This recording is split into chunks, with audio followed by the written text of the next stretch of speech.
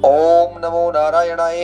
अभी आगे कथा में ऋषियों ने सूत जी से पूछा कि हे प्रभु, अग्नि यज्ञ, देव यज्ञ, ब्रह्म यज्ञ, गुरु कृपा तथा ब्रह्म तृप्ति का हमारे सामने क्रमशः वर्णन कीजिए। तो सूत जी, ये अग्नि यज्ञ, देव यज्ञ, ब्रह्म यज्ञ क्या होता है और बिना अग्नि के देव यज्ञ कैसे संपन्न होता है उसके बारे में चर्चा करते हैं। और कहते हैं कि द्विजो, जो इस अध्याय को सुनता है, पढ़ता है तथा सुनने की व्यवस्था करता है, उसे देव यज्ञ का फल प्राप्त होता है। यानी कि अगर आप देव यज्ञ नहीं कर पा रहे हैं किसी कारणवश से, तो आप इस अध्याय का पाठ कीजिए, इसका श्रवण कीजिए, तो आपको देव यज्ञ का फल प्राप्त हो जाएगा। तो कहते हैं कि गृहस्थ पुरुष अग्नि में सायंकाल और प्रातः काल जो चावल आदि द्रव्य की आहुति देता है उसी को अग्नि यज्ञ कहते हैं। अब जैसे गाय की जो गोश्ती है उसके आप एक अग्नि है उसके ऊपर, या आजकल चूल्हा आ गया तो गैस वाला चूल्हा है, तो वहां पे अगर कुछ भी द्रव्य, रोटी, खाना बना रहे हैं उस टाइम जो थोड़ा सा आहुति देते हैं उसको अग्नि यज्ञ कहा गया है। और ये तो अपनी माताएं बहनें सुबह और शाम में दोनों टाइम उनको करना चाहिए, क्योंकि कहते हैं कि सायंकाल अग्नि के लिए दी हुई आहुति संपत्ति प्रदान कराने वाली है। उपाय उपाय उपाय। तो शाम को संपत्ति, शाम को सुबह से हम दोनों टाइम में अग्नि में, चूल्हे में थोड़ी सी रोटी या जो गाय की रोटी निकालते हैं सुबह, उसी को अपना आहुति दे सकते हैं, ऐसा जानना चाहिए। और प्रातःकाल सूर्य देव को दी हुई आहुति आयु की वृद्धि करने वाली होती है। सुबह अग्निदेव को अगर आहुति दे दिया तो अच्छा है, नहीं तो सूर्य को जब हम अर्घ देते हैं उसी से अग्निदेव प्रसन्न हो जाते हैं सुबह अर्घ देने में ही, और दिन में अग्निदेव सूर्य में ही प्रविष्ट हो जाते हैं। यही तो बात कर रहे हैं सूत जी कथा में। आगे कहते हैं कि इंद्र आदि समस्त देवताओं के उद्देश्य से अग्नि में जो आहुतियां दी जाती है उसे देवयज्ञ समझना चाहिए। जो हम भगवान देवताओं को पूजन करते हैं, पूजन करने के बाद जो हवन यज्ञ करते हैं उसको देवयज्ञ कहा गया है। वेदों का जो नित्य अध्ययन या स्वाध्याय होता है उसी को ब्रह्म यज्ञ कहा गया है। ब्रह्म यज्ञ, अध्ययनम ब्रह्म यज्ञम, अध्ययन को ही ब्रह्म यज्ञ कहा गया है। अग्नि के बिना देव यज्ञ कैसे संपन्न हो वो सुनो। अभी भगवान शिव ने 7 वारों की वार बनाए हैं। महादेव जी है, समस्त लोगों के उपकार के लिए वारों की कल्पना की, उन्होंने 7 वार बनाए और उनके स्वामी बना दिए। 7 वारों के अलग अलग स्वामी हैं। सूर्य है वो आरोग्य देते हैं, चंद्रमा संपत्ति के दाता हैं, मंगल व्याधियों का निवारण करते हैं और बुध पुष्टि देते हैं, बृहस्पति आयु की वृद्धि करते हैं, शुक्र भोग देते हैं और शनिश्चर मृत्यु का निवारण करते हैं। ये 7 वारों क्रम से फल बताएंगे, 7 वारों के क्रम से फल हो गए। आगे कहते हैं कि उन देवताओं की प्रसन्नता के लिए पूजा की 5 प्रकार की पद्धति बताइए 5 प्रकार उनको देवताओं को प्रसन्न कैसे करें। तो यही तो पंडित जी अपने उपायों में बताते हैं कि भाई किसी ग्रह की पीड़ा चल रही है, किसी ग्रह का दशा चल रही है, महादशा चल रही है, अंतर्दशा चल रही है, वो शुभ नहीं है, अशुभनाथ कुंडली में बैठा है, तो उनके लिए क्या करें, या तो जब बताएंगे या फिर उनको बोले ठीक है अपने घर पे हवन करवा लो, पूजा करवा लो, या उस ग्रह के बारे में दान दे दो, या उसका कुछ तपस्या वगैरह के बारे में उपचारों को। तो ये बात बता रहे कि देवताओं की प्रसन्नता के लिए तो या तो मंत्रों का जप करो, या उनके लिए होम करो, या दान करो। ये तीसरा हो गया। तप करना चौथा प्रकार है। और किसी वेदी पे, प्रतिमा में, अब वेदी पे नवग्रहों की स्थापना करवा करके पंचदेवों की पूजा करके और वो हवन करवा देते हैं। और ब्राह्मण के भोजन में अगर आप उनको भोजन करवाते हैं तो वहीं पे आप कल्पना करो कि जो भी मेरी ग्रह जो पीड़ा है, ये ब्राह्मण देव आपके माध्यम से वो ये जो दशा है, अंतरदशा है, प्रत्यंतर दशा है, और मेरे जो भी दशा के जो स्वामी हैं वो ये जो अन्न जल ग्रहण करें तो उससे भी तृप्त हो जाते हैं, उससे भी वो जो ग्रह है वो अनुकूल हो जाते हैं। तो इस प्रकार उनकी 16 उपचारों से उनकी पूजा या आराधना करना ये 5वां प्रकार है। तो आप होश के तो कहीं पीड़ा है, कष्ट है, तो किसी योग्य ब्राह्मण को बुला करके 16 उपचार देवताओं को पूजन करवाइए और हवन यज्ञ करवा लिए, तो उससे वो कष्ट का निवारण धीरे धीरे करके होता निकल जाता है। आगे कहते हैं कि मस्तक के रोग में और कुष्ठ रोग में शांति के लिए सूर्य की पूजा करनी चाहिए, और रविवार को सूर्य देव के लिए, अन्य देवताओं के लिए तथा ब्राह्मणों के लिए विशेष वस्तु अर्पित करना चाहिए। सोमवार को विद्वान पुरुष संपत्ति की प्राप्ति के लिए लक्ष्मी की पूजा करें। अभी हर एक वार में अलग अलग पूजा बता रहे हैं, लेकिन पंचदेवों में ये सब आ जाते हैं। आप किसी भी मुहूर्त में किसी भी अच्छे मुहूर्त देखना चाहते हैं तो वो ज्यादा फलदायी होता है, नहीं तो आप किसी भी दिन किसी भी वार को पूजा करवा सकते हैं। मंगलवारों को रोगों की शांति के लिए काली आदि की पूजा करें तथा उड़द, मूंग और अरहर की दाल आदि से युक्त अन्न ब्राह्मणों को भोजन कराएं। बुधवार को भगवान विष्णु का पूजन करें, वो उससे पूजन से पुत्र की प्राप्ति होगी। कलत्र आदि की पुष्टि होती है, कलत्र यानी कि पत्नी की प्राप्ति हो सकती है। गुरुवार को देवताओं की पुष्टि के लिए वस्त्र, यज्ञोपवीत और घृत मिश्रित खीर से यजन पूजन करें। शुक्रवार को एकाग्रचित्त होकर के देवताओं का भोजन करें और ब्राह्मणों की तृप्ति के लिए षड्रस युक्त अन्न दें। इसी प्रकार स्त्रियों की प्रसन्नता के लिए सुंदर वस्त्र आदि का विधान करें। शनिश्चर है वो अपमृत्यु का निवारण करने वाला है, उस दिन बुद्धिमान पुरुष रुद्र आदि की पूजा करें। तो इस प्रकार ये पूजा के बारे में बता रहे हैं। और देवताओं के नित्य पूजन, विशेष पूजन, स्नान, दान, जप, होम तथा ब्राह्मण तर्पण आदि में एवं रवि आदि वारों में विशेष तिथि और नक्षत्रों का योग प्राप्त होने पर विभिन्न देवताओं के पूजन में सर्वज्ञ जगदीश्वर भगवान शिव ही उन देवताओं के रूप में पूजित हो सब लोगों को आरोग्य आदि फल प्रदान करते हैं। आप किसी भी समय पूजा करेंगे, पंचदेवों में शिव जी तो आ ही जाते हैं, और शिव जी प्रसन्न हो गए, सब देवता प्रसन्न हो गए। घर में आरोग्य आदि की समृद्धि के लिए सूर्य आदि ग्रहों का पूजन करें। सूर्य आदि का, कभी मैं फिर से वही बातें दोहरा रहा हूँ, कभी कभी योग्य ब्राह्मण को ब्राह्मण करके नवग्रहों की पूजन करवाएं। देवताओं का यजन संपूर्ण अभिष्ट वस्तुओं को देने वाला है। ब्राह्मणों का देव यजन क्रम वैदिक मंत्र के साथ होना चाहिए, शॉर्टकट नहीं महाराज। अगर ब्राह्मण, क्षत्रिय और वैश्य के घर पे कोई ब्राह्मण, योग्य ब्राह्मण होगा तो वो वैदिक मंत्रों से ही पूजन करवाते हैं। तांत्रिक मंत्र, लौकिक मंत्र, नाम मंत्र, उनसे पूजन नहीं करवाते। हाँ, शूद्र आदि दूसरों को देव यज्ञ है वो तांत्रिक विधि से होना चाहिए, यहाँ पे स्पष्ट शिव महापुराण में लिखा हुआ है।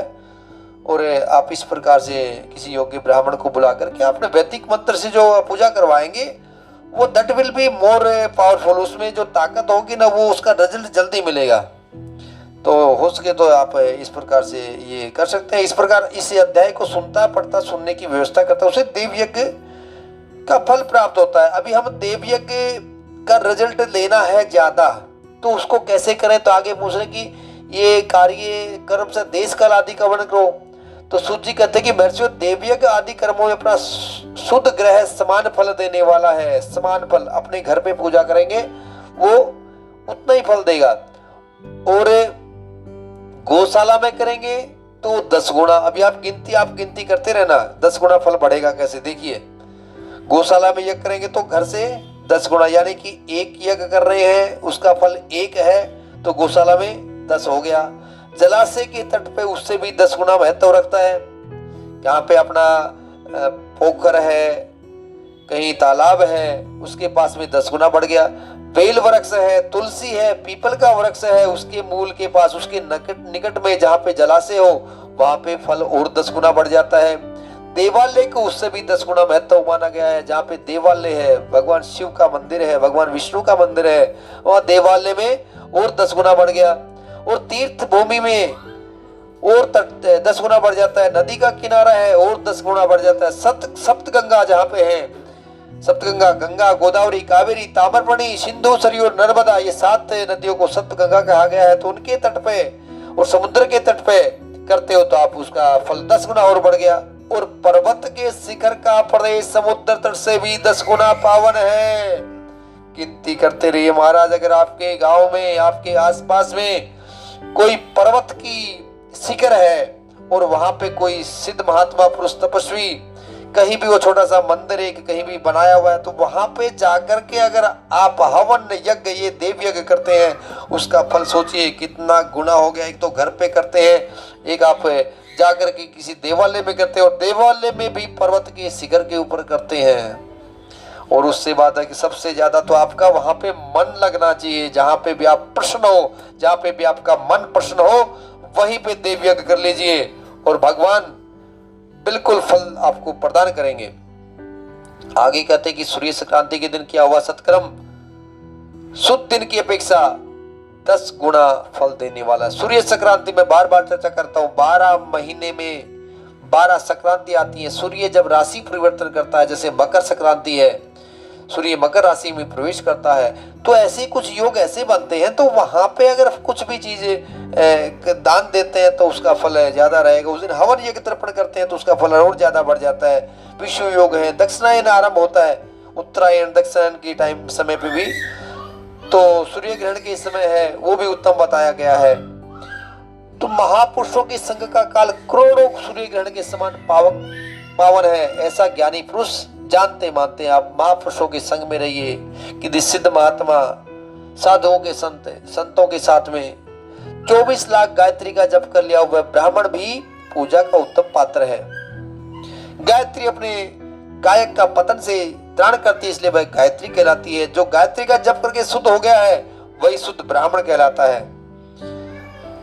स्त्री हो या पुरुष, जो भी भूखा हो वही आनंद का पात्र है। जिसको जिस वस्तु की इच्छा हो उसे वो वस्तु बिना मांगे दे दी जाए तो दाता को उस दान का पूरा पूरा फल प्राप्त होता है। दान आपने कोई दान करना है और आगे वाले को उस दान की आवश्यकता, उस जैसे बरसात का महीना है, छतरी दान करनी है, तो वहां पे अगर किसी जरूरतमंद को, देखिए दान का अधिकारी तो ब्राह्मण होता है, लेकिन जो दूसरे अगर किसी को है वो दान नहीं माना जाएगा, वो उसको एक सेवा के तौर पे दिया जाएगा। तो अगर ऐसे किसी योग्य ब्राह्मण को कोई वस्तु की जरूरत है तो उसका फल आपको पूरा का पूरा मिलेगा। आगे कहते हैं कि ऐसी महर्षियों की मान्यता है, जो सवाल या याचना करने के बाद दिया गया हो वह दान आधा ही फल देने वाला बताया गया है। अपने सेवक को किया हुआ दान 1/4 फल देने वाला है। विप्रवरो, जो जाति मात्र से ब्राह्मण है और दीनता पूर्ण वृत्ति से जीवन बिताता है, उसे दिया हुआ धन का दान दाता को इस भूतल पर 10 वर्षों तक भोग प्रदान करने वाला होता है। और वही दान यदि वेदवेत्ता ब्राह्मण को दिया जाए तो वह स्वर्गलोक में देवताओं के व्रत से 10 वर्षों तक दिव्य भोग देने वाला होता है। कहने का मतलब है कि जो एक तो जाति से ब्राह्मण हो और एक जो ऐसा कुछ जो पूजा पाठी ब्राह्मण हो उसको दान देते तो उसका फल अधिक मिलेगा। आगे कहते हैं कि शील और उच्च वृत्ति से लाया हुआ और गुरु दीक्षा में प्राप्त हुआ अन्न धन शुद्ध द्रव्य कहलाता है। शुद्ध द्रव्य कहलाता है। गो आदि 12 वस्तुओं का चैत्र आदि 12 महीनों में क्रम से दान करना चाहिए। कहते कि 12 महीने में हम क्या दान करें, तो चैत्र वैशाख जेठ साढ़ आषाढ़ सावन भादो आसोज कार्तिक मंगसिर वो माह फाल्गुन, तो ये 12 महीने में अब चैत्र में जैसे चैत्र से शुरू कर दिया तो गो गाय, अगले महीने भूमि, फिर तिल का दान, फिर स्वर्ण का दान कीजिए, घी का दान, वस्त्र का दान, धान्य का दान, गुड़ चांदी नमक कोहड़ा और कन्या, वे ही 12 वस्तुएं। इनमें गोदान से कायिक वाचिक और मानसिक पापों का निवारण होता है। भूमि का दान इहलोक और परलोक में प्रतिष्ठा आश्रय की प्राप्ति कराने वाला होता है। तिल का दान बलवर्धक और मृत्यु का निवारक है। घी का दान पुष्टिकारक है। वस्त्र का दान आयु की वृद्धि कराने वाला है और गुड़ का दान मधुर भोजन की प्राप्ति कराने वाला है। चांदी के दान से वीर्य की वृद्धि होती है। लवण का दान सटरस भोजन की प्राप्ति कराता है और सब प्रकार का दान सारी समृद्धियों की सिद्धि के लिए होता है। विज्ञ पुरुष कुष्मांड के दान से पुष्टिदायक मानते हैं और कन्या का दान आजीवन भोग देने वाला कहा गया है। ब्राह्मणों व लोक और परलोक के भी संपूर्ण भोगों की प्राप्ति कराने वाला है। आगे कहते हैं कि तपस्या और दान ये 2 कर्म मनुष्य को सदा करने चाहिए। ऐसे ग्रह का दान करना चाहिए जो अपने वर्ण चमक दमक या सफाई और गुण सुविधा से सुशोभित हो। यानी कि तपस्या और दान ये 2 कर्म मनुष्य को बार बार करना चाहिए। यज्ञ दान आदि कर्म करके मनुष्य मोक्ष फल का भागी होता है। यज्ञ दान करके कर्म आदि कर्म करके मनुष्य मोक्ष फल का भागी होता है। आगे प्रसंग में आता है कि पूजन की विधि क्या है, नैवेद्य का विचार किस प्रकार करना चाहिए और विशेष मास वार तिथि नक्षत्रों के योग में पूजन का विशेष फल क्यों मिलता है और लिंग के वैज्ञानिक स्वरूप का विवेचन यहाँ पे क्या आता है। यहाँ पे कहते हैं गणेश सूर्य विष्णु दुर्गा और शिव की प्रतिमा का या शिव का एवं शिवलिंग का द्विज को सदा पूजन करना चाहिए। और नैवेद्य है वो लगभग पाव भर तो होना चाहिए, नहीं तो सेव भर करें, शेर भर करो, और उससे ज्यादा करना तो 3 शेर कर लो, उससे ज्यादा करना तो 5 शेर कर लो। और भगवान शिव की पूजा जरूर करनी चाहिए। देवताओं का अभिषेक करने से आत्म शुद्धि होती है। अभिषेक गंध पुष्प धूप दीप नैवेद्य इससे चढ़ाने से पहले भगवान को स्नान कराते हैं। स्नान में अभिषेक है, जैसे शिव के अभिषेक करवाएंगे तो आप रुद्राष्टध्यायी ऐसे करवा सकते हैं भगवान की, अगर लंबा अभिषेक करना किसी योगी ब्राह्मण को बुला करके। नहीं तो आप खुद भी स्नान के बाद अगर 16 मंत्र हैं, ओम नमस्ते रुद्रमन्यवे उततैस्वे नमः पाऊ व्यामोदे दिन में, ये 16 मंत्रों से भी अभिषेक कर सकते हैं। अगर छोटा लघु रूप में करना है तो ये योगी ब्राह्मण के द्वारा आप करवा सकते हो। तो आत्म शुद्धि होती है और गंध से पुण्य की प्राप्ति होती है। नैवेद्य लगाने से आयु बढ़ती है। भगवान को भोजन नैवेद्य चढ़ाएंगे तो आयु की वृद्धि होती है, तृप्ति होती है। धूप निवेदन करने से धन की प्राप्ति होती है।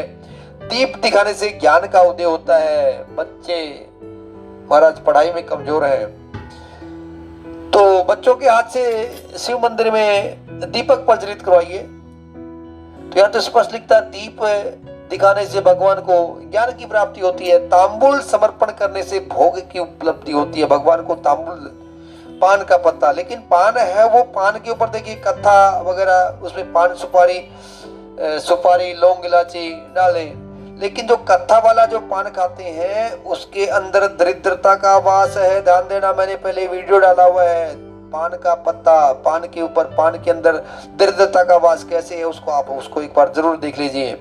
तांबुल भगवान को समर्पित कीजिए। तांबुल कैसे उसकी उत्पत्ति हुई है, कैसे पान की उत्पत्ति हुई है, वो वीडियो आप देख सकते हैं।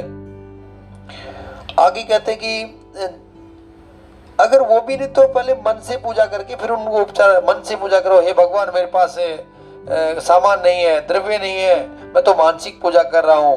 आप नित्य क्रम पूजा प्रकाश से मानसिक पूजा का जो पाठ कर सकते हैं। रातनैकल्पित मानसम हिम जलैः स्नानम च दिव्यांबरम नाना रत्न विभूषितम मृग्मदामोदाकितम चंदनम जाति चंपके बिल्व पत्रे रचितम पुष्पम च धूपम तथा दीपम देवदयानिधे पशुपते हस्तकल्पितम गृहीताम।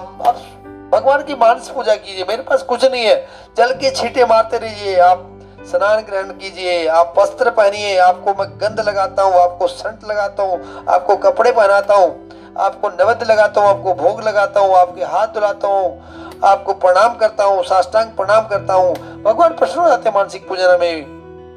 आगे कहते हैं कि विघ्नराज गणेश की पूजा से भूलोक में उत्तम अभिष्ट वस्तु की प्राप्ति होती है। शुक्रवार को श्रावण और भाद्रपद मासों के शुक्ल पक्ष की चतुर्थी और पौष मास में शतभिषा नक्षत्र के आने पर विधि पूर्वक गणेश की पूजा करनी चाहिए।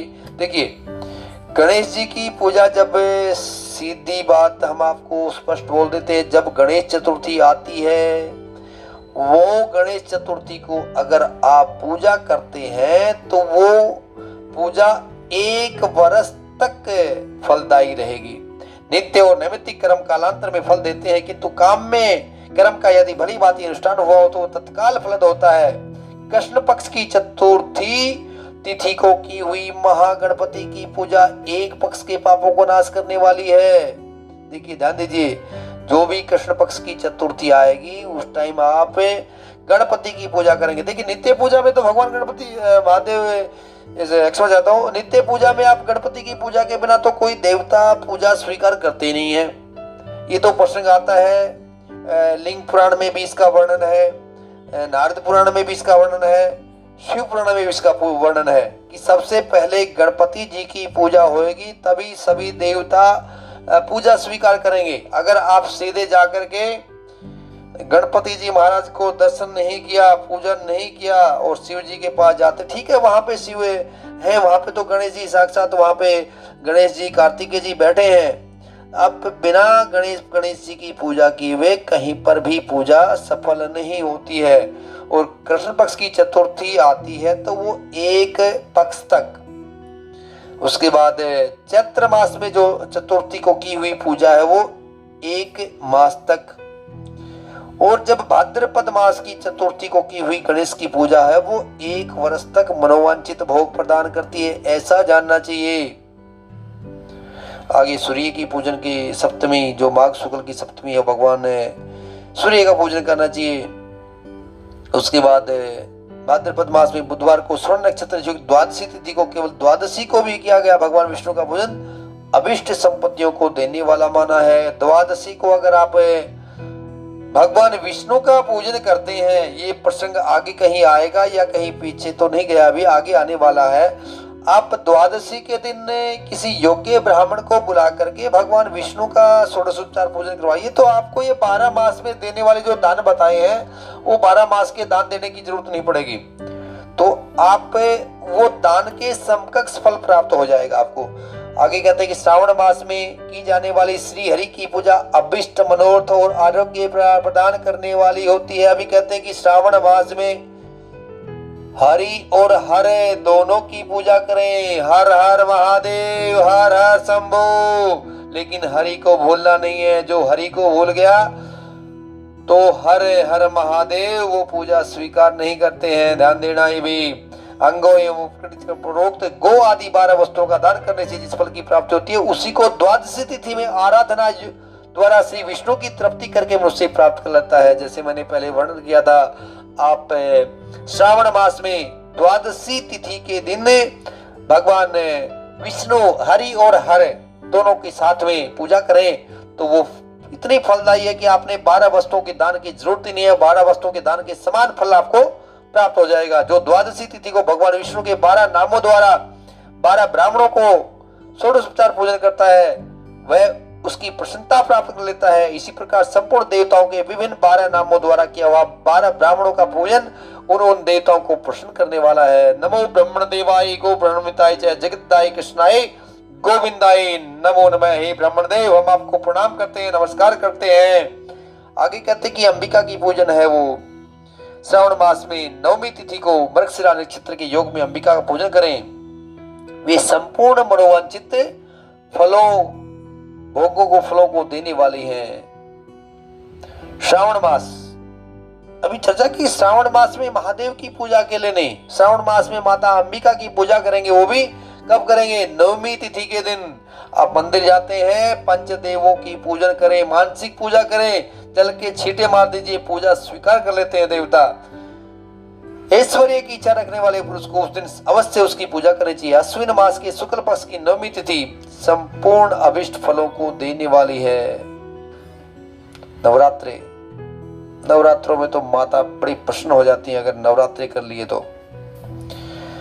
आगे सूर्य संक्रांति से युक्त अगर आर्द्रा का योग हो तो उक्त अवसरों पर की हुई शिव पूजा विशेष महत्व माना गया है।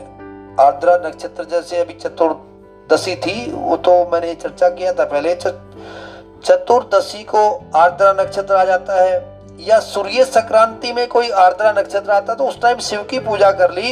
ये चीजें गलती से मिल जाती हैं, हमको कुछ योग देखने की जरूरत नहीं है। अगर आप नित्य पूजा करते हैं तो कभी कभी ये योग अपने आप मिल जाते हैं तो विशेष फलदायी होती है।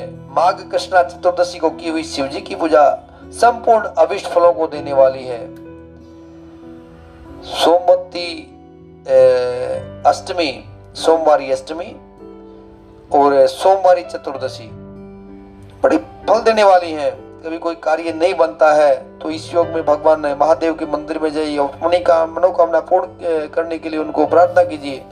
ज्येष्ठ मास में चतुर्दशी को यदि महा आर्द्रा का योग है, मार्गशीर्ष मास में भी किसी भी तिथि में यदि आर्द्रा नक्षत्र हो, उस अवसर पर विभिन्न वस्तुओं की बनी हुई मूर्ति के रूप में शिव जी की 16 उपचार से पूजा करता है। उस पुण्यात्मा के चरणों का दर्शन करना चाहिए। देखिए कितनी बड़ी बात। मैं चतुर्दशी और आर्द्रा नक्षत्र कभी भी किसी महीने में पड़ जाए कोटि गुना फल देने वाला है। आप एक पूजन करते हैं that will be counted as 1 crore. Kartik मास में प्रत्येक वार और तिथि आदि में महादेव की पूजा का विशेष महत्व है। कार्तिक मास में तो भगवान विष्णु की पूजन का भी बड़ा महत्व है, दीपदान का भी बड़ा महत्व है। तो आप कार्तिक मास में भी भगवान शिव की पूजा करें, मतलब 12 महीने पूजन करिए। वो तो पंचदेवों में वैसे तो कार्तिक मास में देवताओं का यजन पूजन, समस्त भोगों को देने वाला, व्याधियों को हर लेने वाला, भूत और ग्रहों का विनाश करने वाला है। कार्तिक मास के रविवार को भगवान सूर्य की पूजा करने से, तेल और सूती वस्त्र देने से मनुष्य को कोढ़ आदि रोगों का नाश होता है। महाराज चरम रोग हो गया, चरम रोग हो गया, क्या करें? कुछ नहीं करना, रविवार को जो सूर्य की पूजा करो, कार्तिक महीना आता तो, और सूर्य की पूजा करने के बाद तेल का दान और सूती वस्त्र का दान दे दो, चरम रोग दूर हो जाएगा। या फिर अपना गाय को हरा चारा खिलाओ, बुद्ध की वजह से ज्यादा चरम रोग होते, तो ये ऐसे जैसे कोढ़ आदि रोगों का नाश होता, तो चरम रोग तो बिल्कुल छोटा सा है। काली मिर्च, वस्त्र, खीरा आदि का दान ब्राह्मणों की प्रतिष्ठा करने से अक्षय के लिए रोग का नाश होता है। दीप और सरसों के दान से मृगी का रोग मिट जाता है। सरसों के दान से कार्तिक के महीने में करना, लेकिन ये कार्तिक का नक्षत्र युक्त सोमवार को किया हुआ शिव जी का पूजन मनुष्यों के महान दारिद्र्यता को मिटाने वाला है। गरीबी नहीं मिट रही है, गरीबी नहीं मिट रही है। सोमवार को ये योग अपने आप में आने शुरू, ये योग अपने आप मिल जाएंगे, गलती से अपने आप शुरू हो जाएंगे। तो आप भगवान शिव के मंदिर में जाना शुरू कीजिए, धीरे धीरे करके सब बदलाव अपने आप शुरू हो जाएगा। तो ये अलग अलग हो सके तो आप एक पहले भी चर्चा किया है, भगवान महादेव के नाम से एक शिव पुराण लेके आजिए, उसका स्वाध्याय करना शुरू कर दीजिए, देखिए अपने आप बदलाव आना शुरू होगा। आगे कहते हैं कि कृतिका युक्त मंगलवारों को श्री सकंद का पूजन करने से, श्री सकंद कौन है?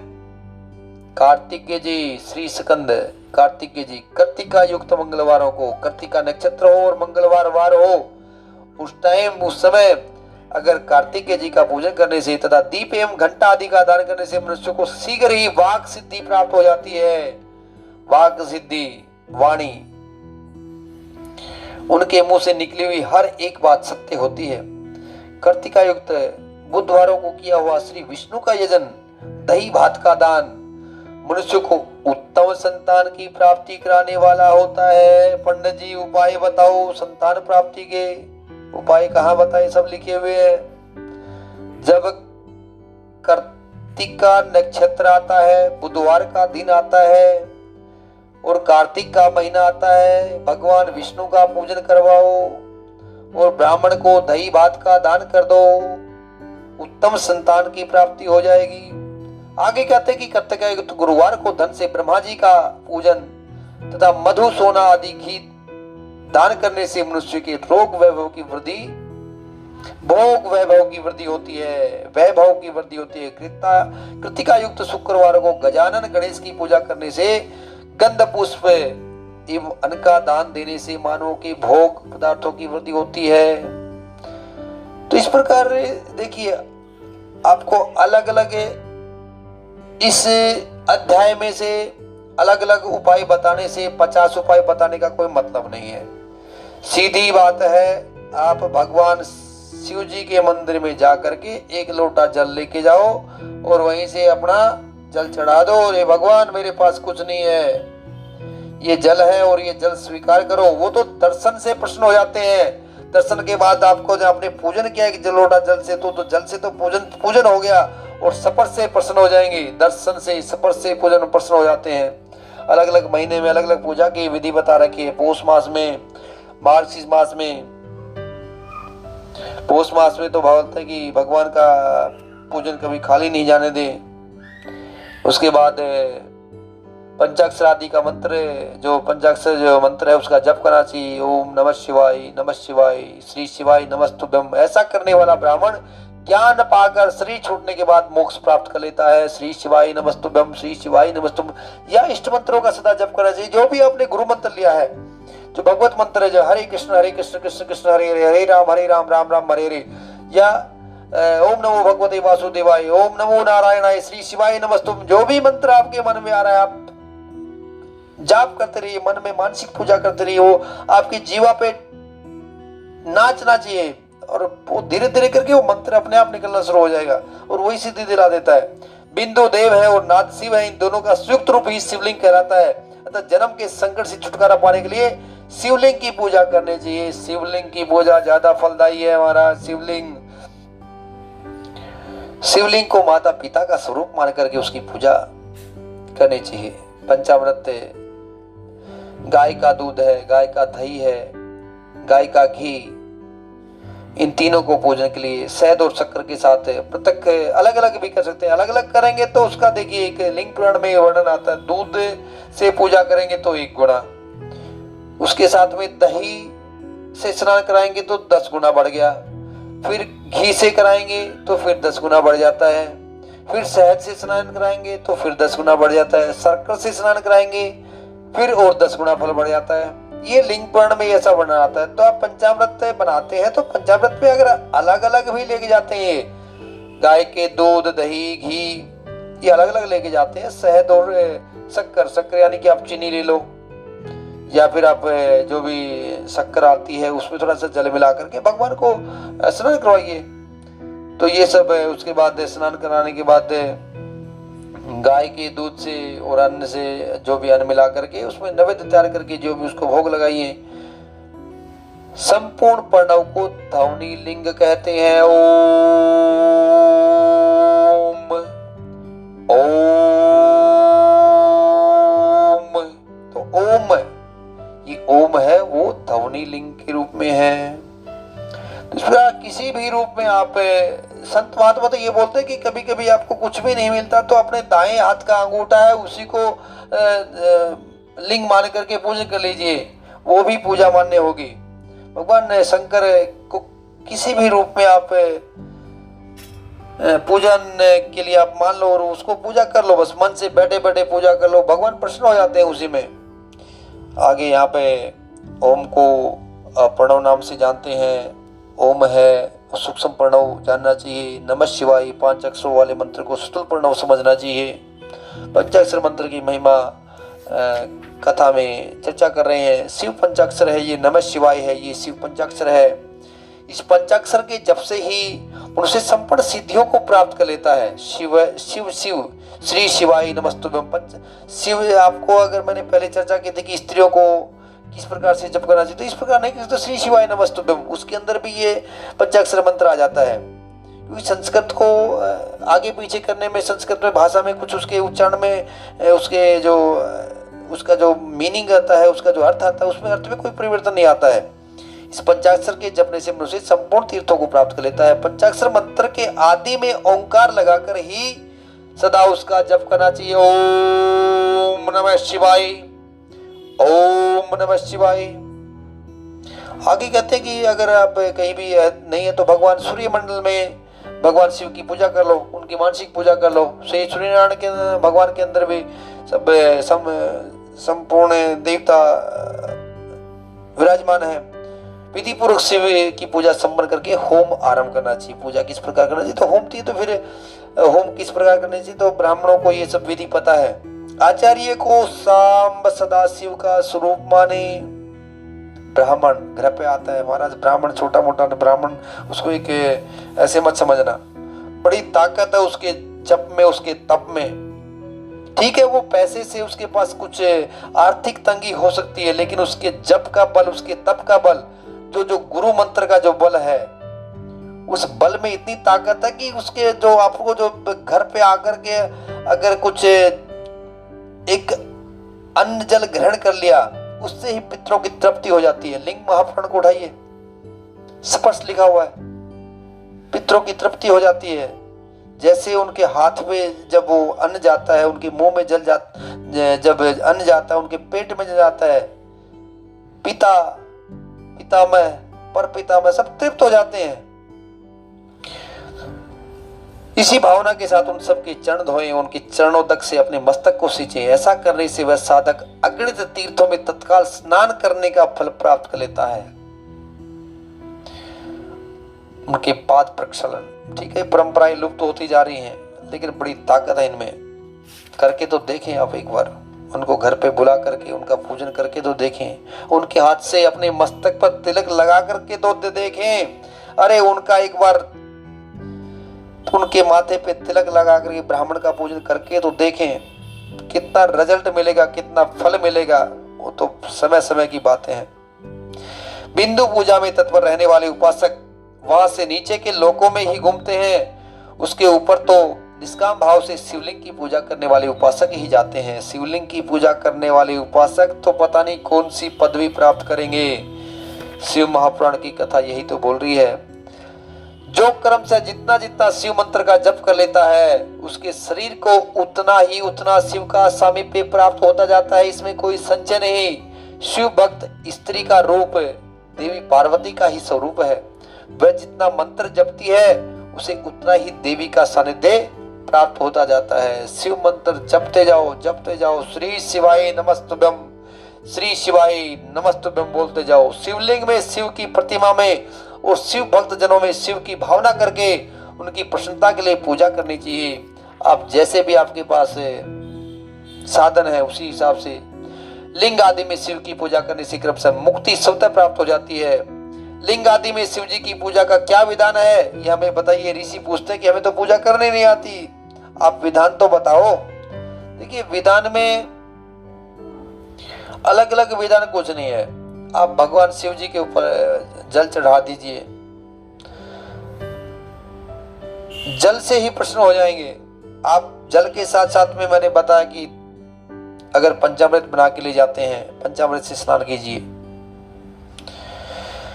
भगवान शिव का आह्वान करके 16 उपचारों से उनकी पूजा करें। ऐसा करने से साधक स्वयं ही ऐश्वर्य को प्राप्त कर लेता है और इस साधन के अभ्यास से उसको ज्ञान भी होता है। 16 उपचार पूजन, 16 उपचार। आप भगवान को कुछ भी, किसी भी टाइप का अभिषेक करने के पश्चात उनको नैवेद्य के रूप में खीर ले जाइए, खीर का भोग लगाएं। आगे एक भस्म बनाने की यहाँ पे कुछ बता रहे कि कपिला जो गाय है, कपिला गाय तो मिलेगी नहीं, लेकिन जो देसी गाय है, उस गाय के गोबर को, उस गाय के गोबर को समी, पीपल, पलास, बड़ या बेर, इनकी लकड़ियों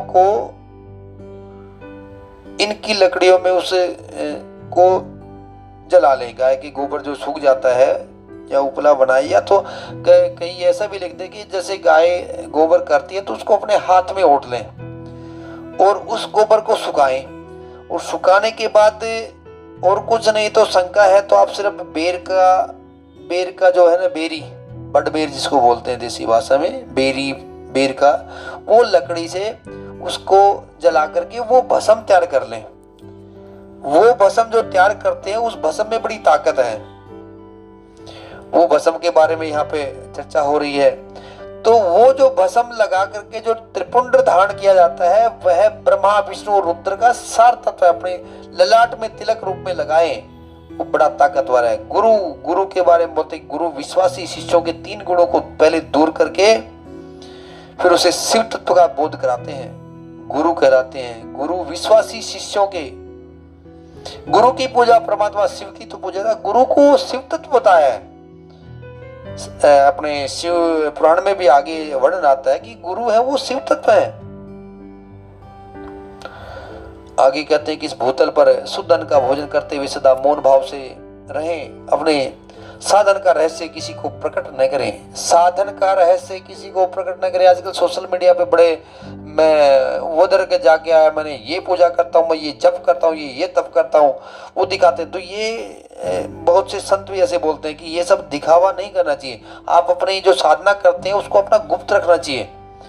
तो हो सके तो अपनी जो भी पूजा पाठ करते हैं उसको गुप्त रखें। भक्तों के समक्ष ही शिव के महात्म्य को प्रकाशित करें। शिव मंत्र के रहस्य को भगवान शिव ही जानते हैं, दूसरा कोई नहीं जानता। आगे पार्थिव शिवलिंग की निर्माण की विधि बताते हैं। पार्थिव शिवलिंग की निर्माण कैसे करना चाहिए, और ओम नमः शिवाय मंत्र से शिवलिंग बना करके शिवलिंग को तैयार करो। फिर वही विधि से 16 उपचार है, उसको आप पूजन करिए। अगर पार्थिव शिवलिंग नहीं तो अभी सीधा आप जाकर के मंदिर में जाइए, देवालय में जाइए, वहां पे भगवान को पूजा कीजिए। या हो सके तो साल में 1 आध बार किसी योग्य ब्राह्मण के द्वारा घर में पूजन करवा लीजिए। पार्थिव पूजन करवाना है तो पार्थिव पूजन के लिए भी किसी योग्य ब्राह्मण को करवा लीजिए, नहीं तो अपना नर्मदेश्वर के ऊपर पूजन कर लीजिए। तो ये पूजन है बड़ी फलदायी होती है। कलयुग में लोगों के लिए शिवलिंग पूजन जैसा श्रेष्ठ दिखाई देता है वैसा दूसरा कोई साधन है ही नहीं। यह समस्त शास्त्रों का निश्चित सिद्धांत है। शिवलिंग भोग और मोक्ष देने वाला है। आगे फिर वही वैदिक मंत्रों से शिवलिंग की पूजा करनी चाहिए ब्राह्मणों को। शिवलिंग का पूजन करने में स्त्रियों का तथा अन्य सभी लोगों का भी अधिकार है। किसी किसी मंदिर में देखिए स्त्रियों को जाने नहीं देते हैं, वो तो कुछ अपना लोकल परंपरा है। तो यहाँ पे तो स्पष्ट लिखा हुआ है, ब्राह्मण क्षत्रियो वैश्य शूद्रो वा प्रतिलोमजः पूज्यते सत्यम लिंगम ततद मंत्रेण सादरम किम बहुक्तेन मुनियः स्त्री नाम अपि तथान्मतः अधिकारो वस्ति सर्वेषां लिंग अर्चना से दिव्या। तो कहने का कि जो शिव जी की पूजा है स्त्रियों का भी अधिकार है उसकी पूजा करने का। दिव्यों के लिए वैदिक पद्धति से ही शिवलिंग की पूजा करनी चाहिए। दिव्यों मतलब कि ब्राह्मण है, क्षत्रिय और वैश्य जाति के हैं, उनको हो सके तो वैदिक मंत्र से ही पूजा करनी चाहिए। जो मनुष्य वेदों तथा स्मृतियों में कहे हुए सत्कर्मों की अवहेलना करके दूसरे कर्म को करने लगता है उसका मनोरथ कभी सफल नहीं होता। आगे पूजन की कुछ विधि बता रखी हैं, कैसे उसके बाद परिक्रमा करो, नमस्कार करके शिवलिंग पूजन का विसर्जन, जो पार्थिव शिवलिंग जो तैयार किया है उस पार्थिव शिवलिंग का तो विसर्जन हो जाता है। और जो भगवान नर्मदेश्वर हैं या अपने शिवालय में जाते हैं तो वहां पे अपना पूजन। अभी आगे एक और बड़ी बात बता रहे हैं कि शिव पूजन की संपूर्ण विधि का आदर पूर्वक वर्णन किया। रात्रि में देव कार्यों को सदा उत्तराभिमुख होकर ही करना चाहिए। कभी भी शिव पूजन का अगर आपको पूरा फल चाहिए तो आप उत्तर की तरफ मुख करके बैठ जाइए, तभी वो पूरा फल मिलेगा। यहाँ पे कारण भी बता रहे हैं कि शिव पूजन भी पवित्र भाव से सदा उत्तराभिमुख होकर ही करना चाहिए, क्योंकि ये रीजन भी बताया हुआ है यहाँ पे। उसके बाद भगवान शिव पे भस्म लगाएं, त्रिपुंड लगाएं। शिव नैवेद्य का अवश्य भक्षण करना चाहिए। अभी शिव नैवेद्य का भक्षण क्या है? शिव नैवेद्य जो भोग लगाते हैं, तो जो भी शिवलिंग के ऊपर आप वहां पे नहीं चढ़ाए, पीछे साइड में कोई कुछ भी पाटा है या कुछ भी रखा वहां पे लगा दिए। क्योंकि एक बार शिवलिंग को कोई भी फल चढ़ा दिया तो उसका फिर सामान्य जो व्यक्ति है उसको खाने का वो अधिकारी नहीं है। शिव के नैवेद्य को देख लेने मात्र से भी सारे पाप दूर हो जाते हैं। उसको खा लेने पर तो करोड़ों पुण्य अपने भीतर आ जाते हैं। लेकिन कौन सा प्रसाद खाना चाहिए? जैसे ज्योतिर्लिंग है, ज्योतिर्लिंग में कोई भी प्रसाद मिल गया खा लीजिए उसको आप। वहां पे अगर बिलपत्र मिल जाता है उसको एक औषधि के रूप में ले लीजिए, वो खा लीजिए। नर्मदेश्वर है उस पर भी अपना हम लोग कोई भी प्रसाद है चढ़ा हुआ है उसको स्पर्श किया हुआ है वो भी अपना अधिकार है। स्वयंभू शिवलिंग है, शिवलिंग है, वो भी प्रसाद ग्राह्य है।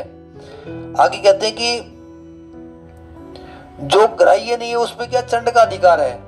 चंड का अधिकार, जो मनुष्य शिवलिंग को विधि पूर्वक स्नान कराकर उस स्नान के जल का 3 बार आचमन करता है उसके कायिक, वाचिक और मानसिक तीनों प्रकार के पाप यहाँ शीघ्र नष्ट हो जाते हैं। बड़े आजकल वो विवाद चल रहे हैं कि शिवलिंग के ऊपर जल चढ़ाया, जल चढ़ाने के बाद वो आचमन क्यों करें, कहाँ लिखा हुआ है, कौन से पुराण में लिखा हुआ है? ये पंडित जी तो उधर वाले हैं, वो तो बिना मतलब की बातें बता रहे हैं।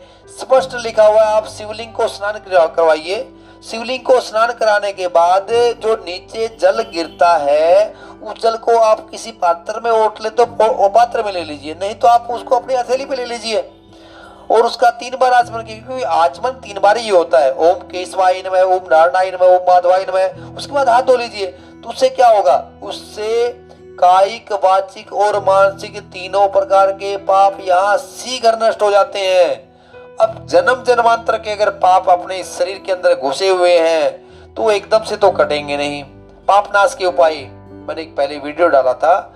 गो, ब्राह्मण और एकादशी, ये 3 है वो पाप नाश के उपाय हैं। यहाँ पे तो भगवान शिव के ऊपर तो कोटि देवता विराजमान है शिवलिंग के ऊपर। तो अगर वहां का जल आप अपने ऊपर छिड़कते हैं, उसका आचमन करते हैं, तो पता नहीं कितने जन्म जन्मांतर के पाप नष्ट होते जाते हैं।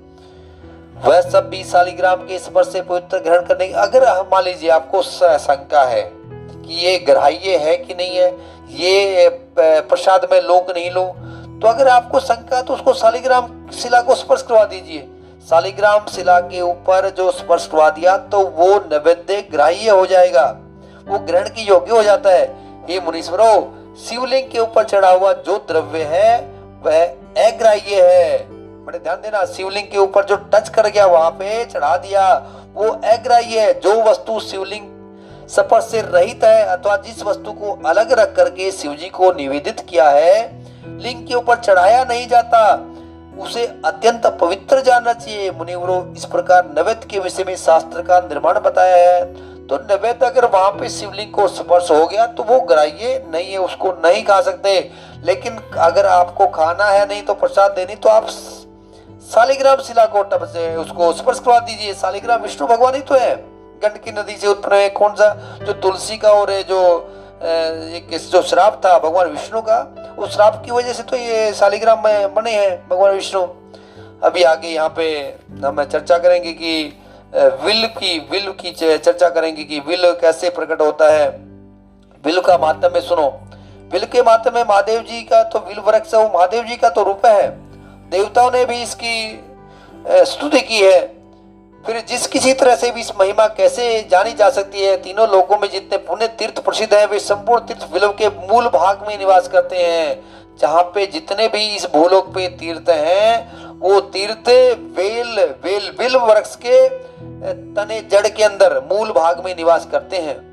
आप जाइए, विल वृक्ष को सींचिए, जल से सींच दीजिए, और जो नीचे जो जल गिरता है उस जल को अपने माथे को लगाइए, उस माथे को सींचिए उस जल से, तो आपको सभी संपूर्ण तीर्थों में स्नान का फल मिल जाएगा।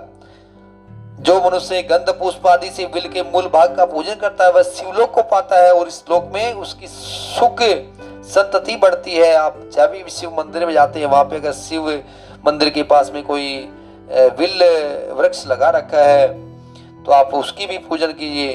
वहां पे दीपक दिखाइए, वहां पे 1 दिवा लगाइए, 3 दिवे लगाइए, 5 दिवे लगाइए, 7 दिवे लगाइए, 11 दिवे लगाइए। दीपावली जलाकर रखता है वह तत्व ज्ञान से संपन्न हो भगवान महेश्वर में मिल जाता है।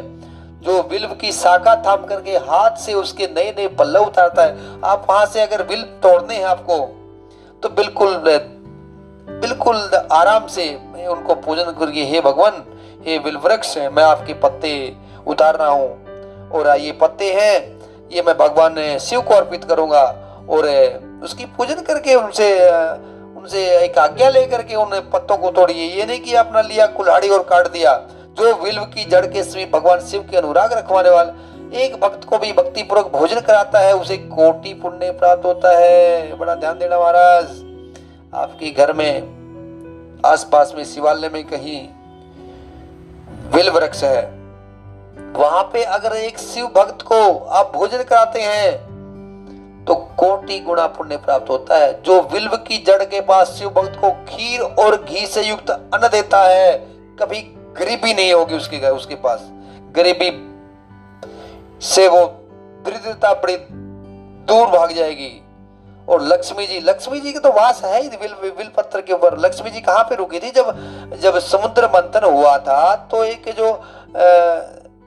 जो लक्ष्मी जी निकल के आई थी, तो वो एक बार जो उन्होंने अस्थायी जो वास किया था वो तो वहां पे विल वृक्ष के पास ही तो किया था, विल वृक्ष में तो रुकी थी वो। उसके बाद ही तो भगवान विष्णु के वक्षस्थल में गई थी। जो विष्णु पुराण का प्रश्न उठाइए आप, जो समुद्र मंथन का, उसमें पूरा वर्णन दिया हुआ है।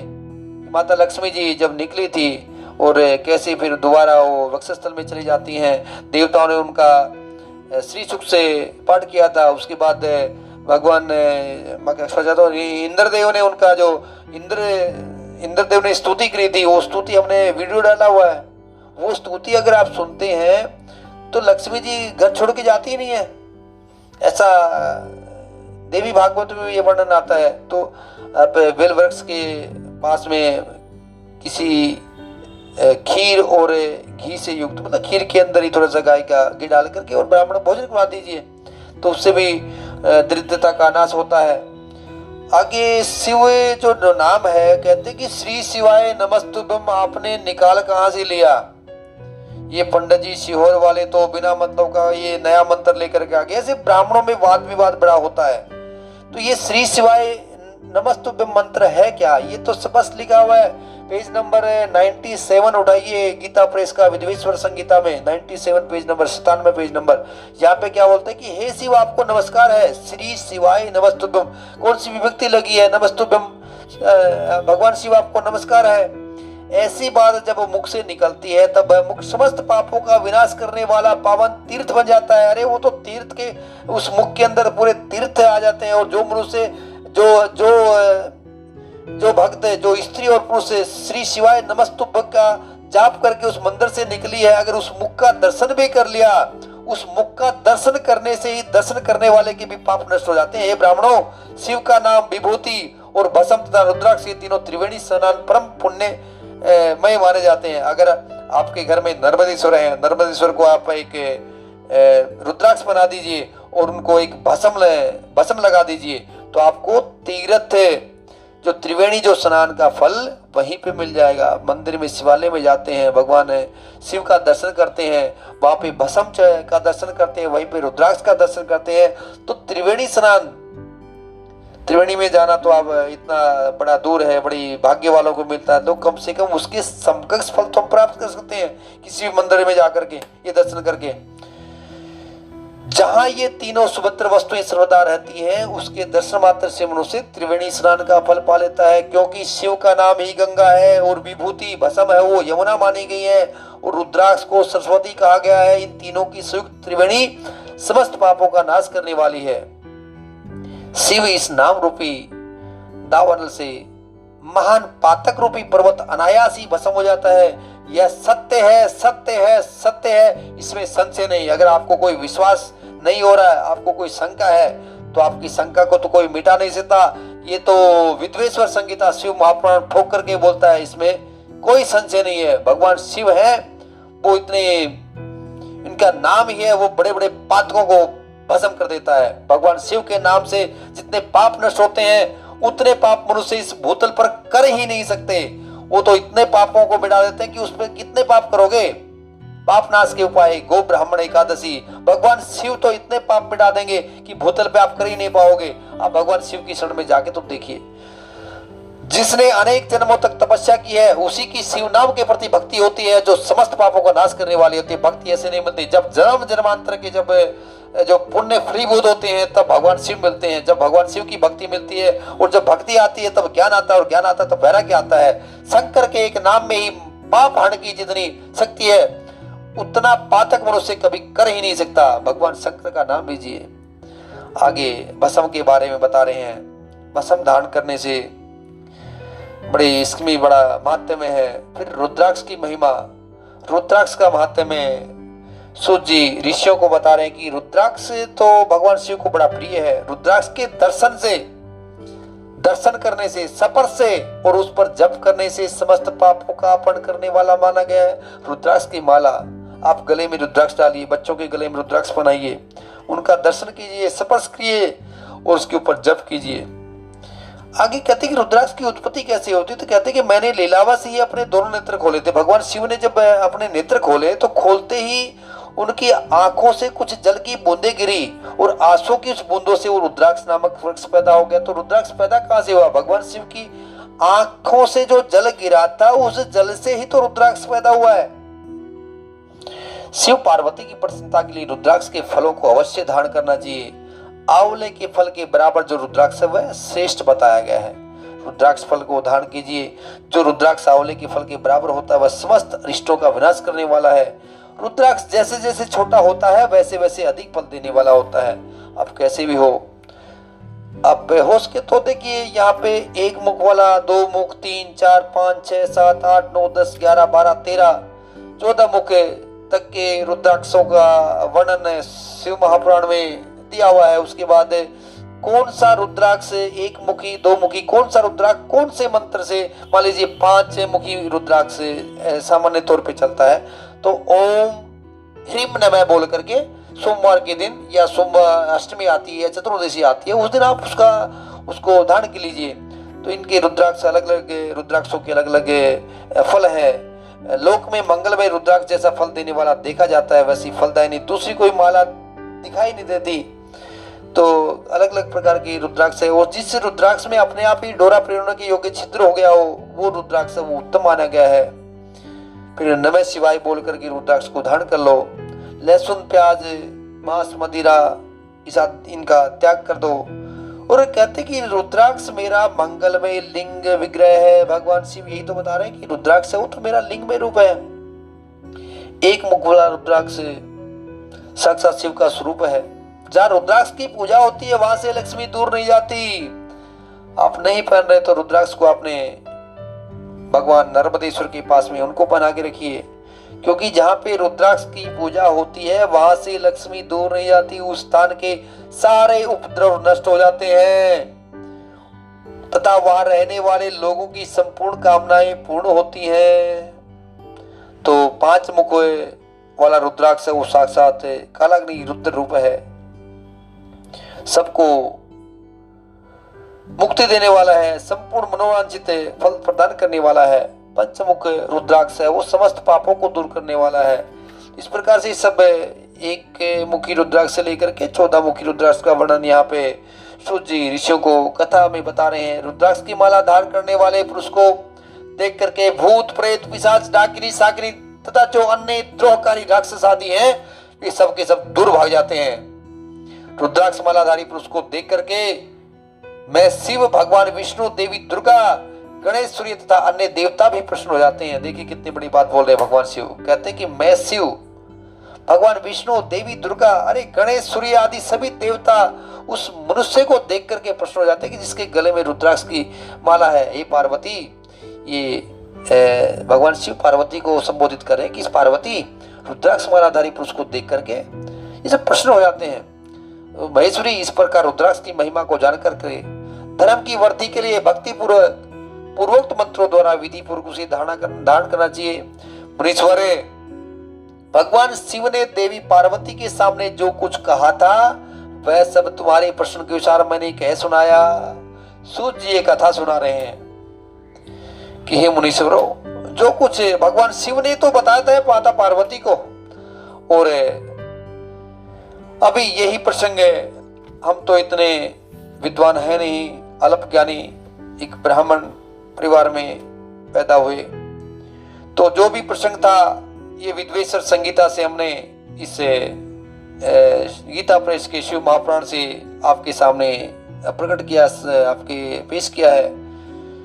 तो मैंने तुम्हारे सामने इस विद्वेश्वर संगीता का वर्णन किया है। यह संगीता संपूर्ण सिद्धियों को देने वाली है तथा भगवान शिव की आज्ञा से नित्य मोक्ष प्रदान करने वाली है। यहाँ पे विद्वेश्वर संगीता संपूर्ण होती है और ये विद्वेश्वर संगीता भगवान शिव को अर्पित करते हैं। श्री शिवाय नमस्तुभ्यम, श्री शिवाय नमस्तुभ्यम, श्री शिवाय नमस्तुभ्यम। हर हर महादेव।